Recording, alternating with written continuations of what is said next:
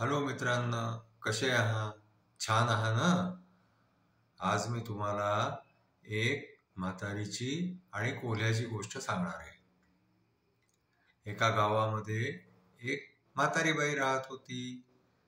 तिने आपल्या अंगणामध्ये एक बोराचं झाड लावलं. आता ते झाड जे आहे ते काही दिवसांमध्ये वाढत वाढत मोठं झालं. त्या झाडाला लागली बोरं. खूप सारी बोरं लागली. म्हातारी वाट पाहायला लागली बोरं पकायची. मग काय झालं की एक दिवस म्हातारीला असं वाटलं की झाडावरची बोरं काही कमी झालेली आहे.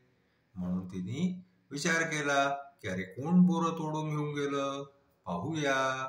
म्हणून तिने लक्ष द्यायला सुरुवात केली. एक दिवस रात्री काय झालं, तिने पाहिलं की तिकडनं एक कोलोबा आला आणि तो कोलोबा त्या झाडावरती चढला आणि त्यांनी बोरं खायला सुरुवात केली. आता म्हातारी समजून गेली की आपली बोरं कोण चोरतं. हा कोलोबा रोज रात्री येतो, आपली बोरं खाऊन जातो. मग आता काय केलं म्हातारीने एक दिवस रात्री एक तवा गरम केला. आणखीन तो कोलोबा यायच्या टायमाला त्या झाडावर ठेवून दिला. आता काय झालं, तिकडनं आला कोलोबा. कोलोबाला माहित नव्हतं की म्हातारीने असं काही केलेलं आहे. कोलोबा नेहमीप्रमाणे झाडावर चढला. आणखीन तो त्या तव्यावरती जाऊन बसून गेला.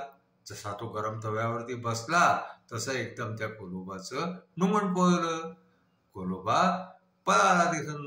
तर म्हातारी तेव्हा जागीच होती.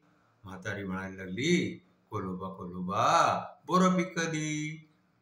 तर कोलोबा म्हणाला, नाही म्हातारी, ढुंगण पोळलं. परत म्हातारी म्हणाली, कोलोबा बोरं पीक कधी? कोलोबा म्हणाला, नाही म्हातारी, ढुंगण पोळलं. असं म्हणत तो कोलोबा तिथून चप्पलच सुटला आणि तो परत कधी म्हातारीची बोरं खायला आलाच नाही. मग ती बोरं जी आहे ती खूप सारी बोरं पकली. आणखीन मग म्हातारीने ती सगळी बोरं तोडली. आणखीन आपल्या जवळपासच्या गावामधल्या सगळ्या लोकांना ती बोरं खायला दिली, वाटली. खूपच छान गोड बोरं होती. सगळ्यांनी म्हातारीला धन्यवाद दिला. आमची गोष्ट तुम्हाला पसंत आली असेल तर आमच्या चॅनलला लाईक करा, शेअर करा, सबस्क्राईब करा. धन्यवाद.